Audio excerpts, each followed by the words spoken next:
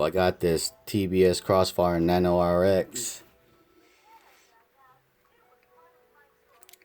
and the square pad, the solder pad on the diagrams is supposed to be where the channel output 2 is supposed to be at.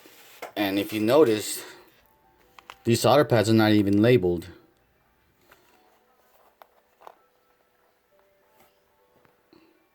So I'm about to finish up on my new build on this. So actually finishing up a video on this Johnny FPV frame with the Rotor Riot motors, the 2207s. But I need to get this cleared before I start wiring this puppy up. I just hope that it was just a misprint or whatever that happened at the factory. Or I just hope it's not no counterfeit or whatever it is. But I emailed the shop, so hopefully we'll get this cleared up.